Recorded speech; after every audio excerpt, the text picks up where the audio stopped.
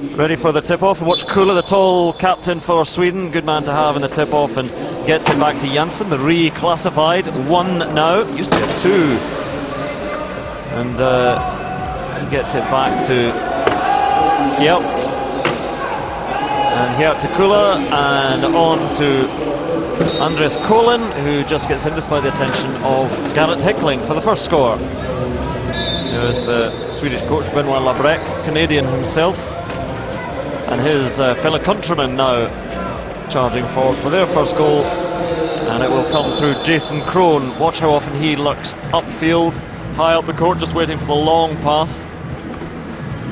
Yeah, Jason Crone, huge long arms really, when he gets into his stride, very pacey player, making a big impact for Canada, and 2012 will be a big Paralympic debut for him. Hjelt finds Janssen. In comes the hit from Dave Wilsey, but Janssen in to score. It may have been the case, even though Sweden were poor in the first 2 games, that this morning they just weren't particularly motivated for it, knowing that this is the one that matters. We'll see if they can pick things up. There is Crone on the long ball. Yeah, but I think Canada will be prepared for anything they throw at them, and you know, they'll be up for winning this final match. They don't want to go home on a low either, so they're a pretty competitive bunch. I'm sure it will at least be closer than this morning's match. Here is Andres Collin. Garrett Hickling stretching out an arm, and the ball is loose. Janssen gets it for Sweden. Janssen under pressure and trying to get it away to Kula, his captain, who looks long, and it bounces nicely for Andres Collin in again, and Sweden salvage the situation there, in a bit of trouble. And that's where Kula shows his strength, long arms, great passing, and very composed in that difficult situation.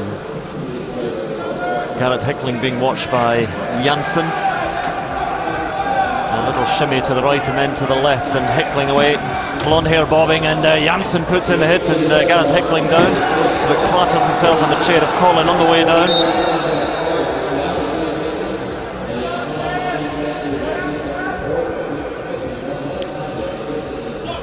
Not sure quite what happened there. Andreas Collin hung around Garrett Hickling as though maybe there was something wrong, that Garrett had been hurt, because normally if the players aren't involved in play, they're just left on the floor until the play stops. So Garrett seems fine to me. Many wounds, but he's still up and running.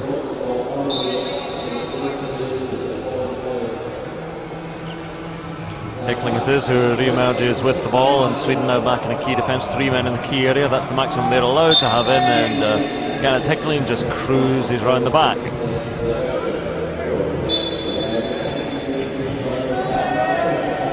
Janssen again, a little 1-2 with Andreas Collin. Collin gets round, Wilsey looks to sneak past Martin Bretz as well.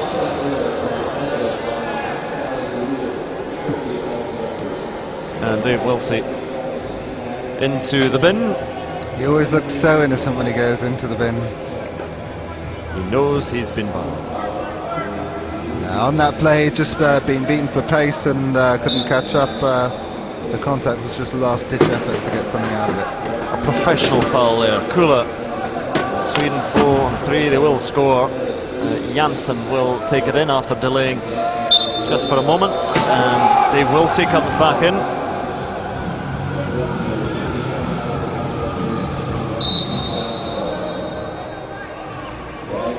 I think Garrett Hickling has suffered a puncture.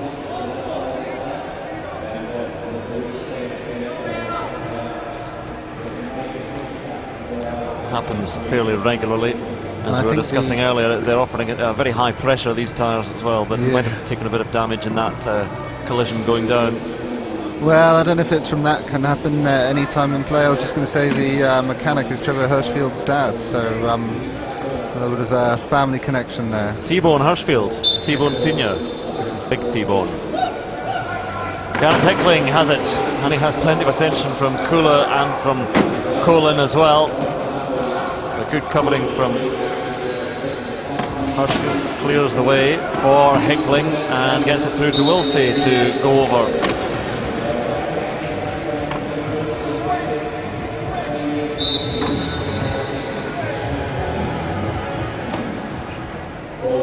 Hirschfield trying to close in and Kula there, but Kula is so tall, just lob it high to him and he'll reach up and get it. Colin will chest pass long to Janssen. Janssen has Geert arriving at a bit more pace and he will cross. Yeah, I think Trevor Hirschfield coming down to try and block Kula is not going to work, but he's also there for the inbound. There you go, Janssen and Kula again putting the pressure on Hickling. Wilsey just hangs on to it, and in fact Colin knows he's heading up. Again, you can put your arm in, try and get it on the ball, but if you put it on the man, on the arm, then you'll spend some time in the bin. I think these two are probably vying for a competition to see who's been in the bin the most this competition. He's right up there, Colin, Andreas Colin. Garrett Hickling just lobs it forward, and Jason Crone will cross, and Andreas Colin will come back on.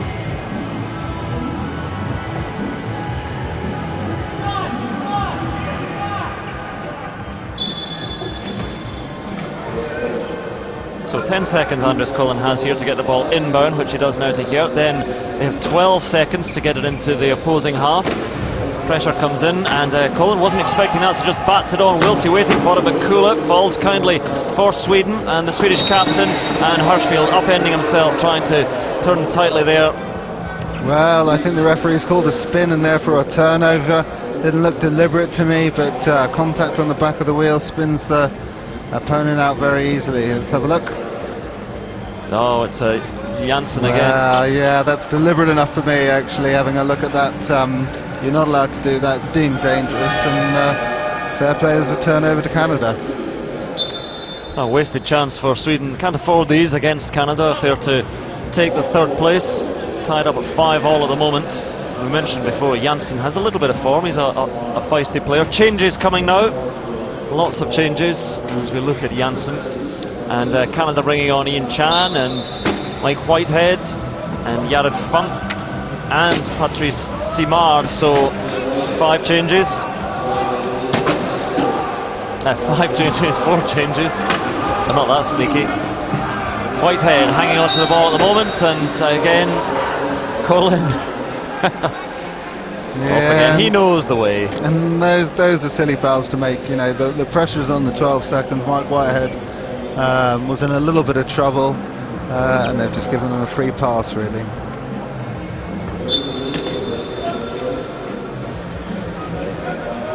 So a couple of mistakes there from Sweden, but one from Canada as well, and Kula has it, playing with 3 men, but the Swedish captain, you can see that Janssen is clear and just lobs it downfield. Janssen waits, Simard is back there. Janssen doesn't quite have the pace.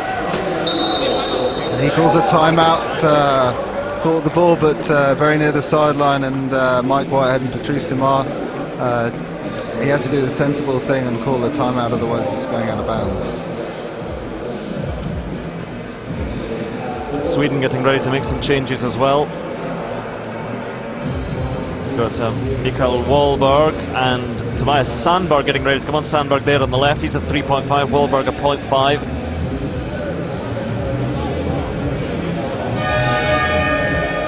And so they are coming on for Kula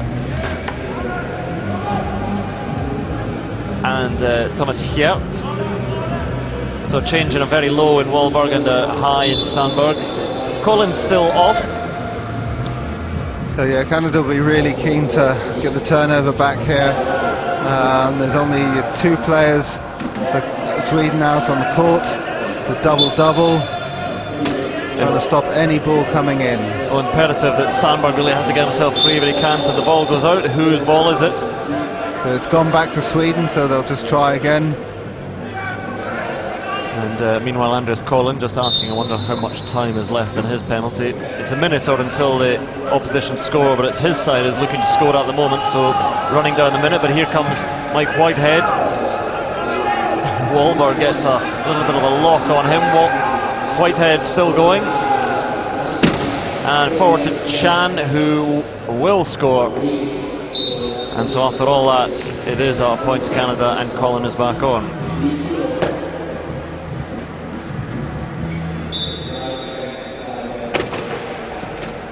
In from Wahlberg to Colin, nice turn from Andreas Collin. Chan's attentions can't quite stop him, and Collin goes all the way.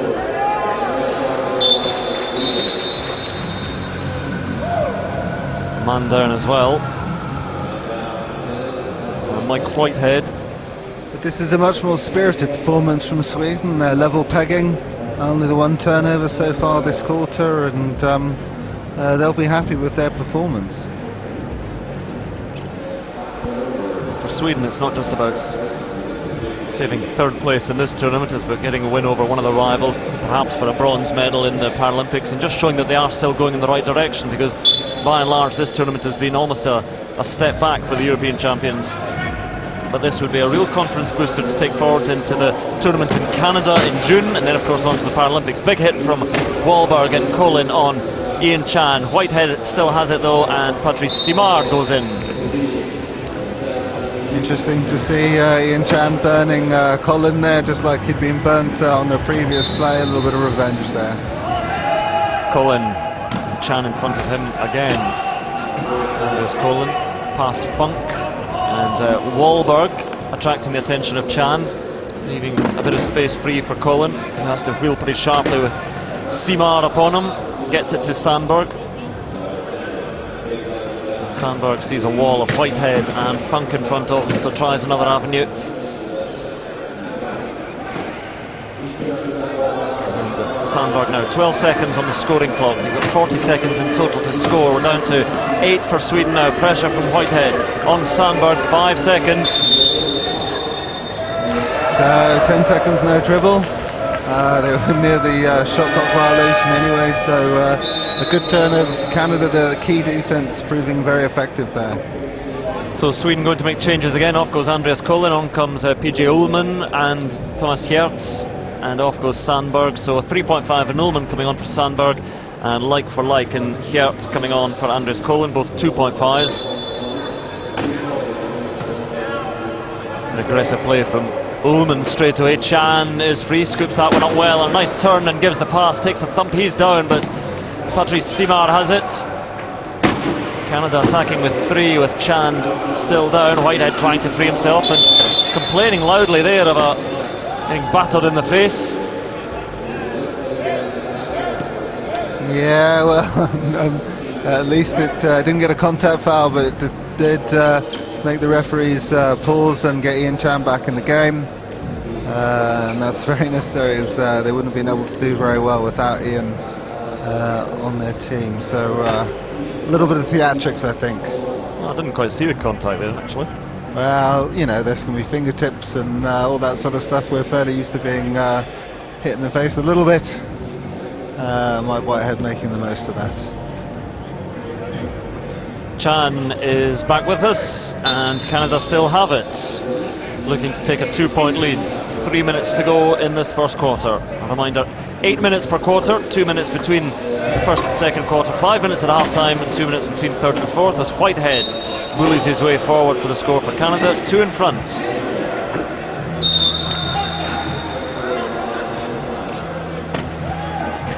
So first contact warning against Patrice Simard of Canada. Just shows the intensity of their transition. Yeah, gets it long to Janssen, who waits, takes it in. Simard coming in.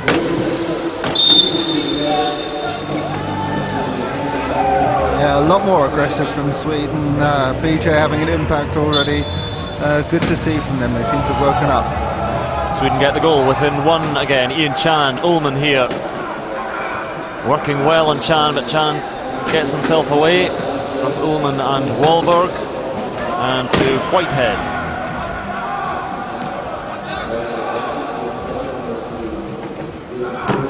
Whitehead over the top to Ian Chan and to Patrice Simard.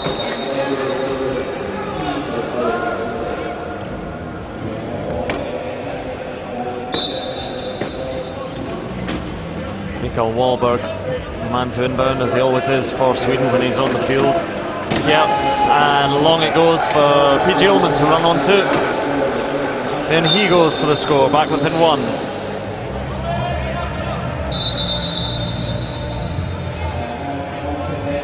So Mike Whitehead trapped up high early on. Normally he's one of the the people who gets the ball from the inbound, and so he's decided to take the inbound himself, so he wasn't going to be able to receive. So it goes to Chan, little 1-2 with Whitehead, works well, and Mike Whitehead now here catching him.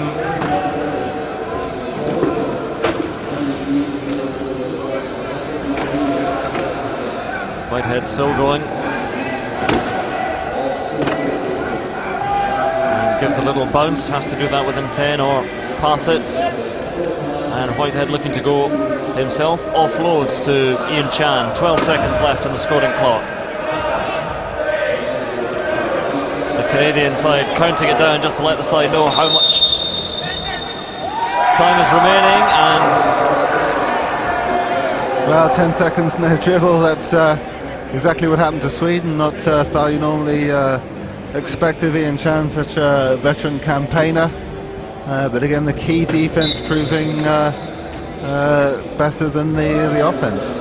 So Sweden can score from this. Hjert under pressure though, and he thinks he got a paw in the face as well. And if Sweden could have scored there, back on level terms, but instead it goes to Canada.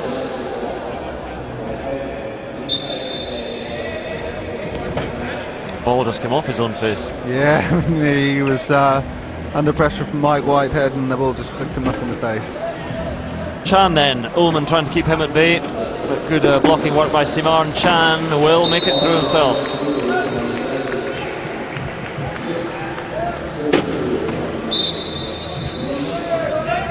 Here's PJ Ullman, ball goes loose, works out okay though for Canada. Hjert has it. So Ullman acts as his blocker, and a little spin coming in. Simar takes down Hjert. Whitehead is also down. I don't know how Mike Whitehead came down. There was an aggressive hit from Patrice, just being called a normal spin foul. You know, it's illegal, it is violent. It was deemed part of the game, so nothing flagrant, nothing unsportsmanlike in it. So it'll just be the penalty, the minute or the goal situation. There's Patrice Simar, 33-year-old from Quebec. He looks quite pleased with his work. Yeah, I think he does. It was a pretty hard hit. He enjoyed that. They can be called as a flagrant sometimes. So yeah, I think he did. Nothing foul about it. PJ Ullman just wandering in for Sweden, waiting the clock down to 55 into the final minute. Seems going to a bit of a go slow, trying to ensure they have the last score.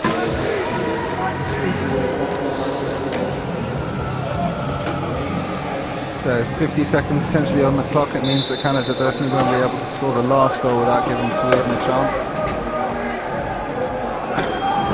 Whitehead under pressure from Janssen and from Hjert, gets it to Simar. Ullman gets a hit in on him. Chan, good interception there, good work by Hjert, gets it to Ullman, and he puts the brakes on. Plenty of time for them to score and to make sure it's the last score of this first quarter.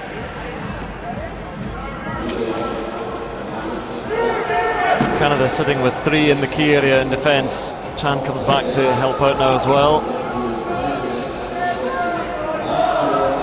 11 seconds remaining. Ullman decides to batter on in there, then just lobs it over the top to Hjert, waiting for a moment.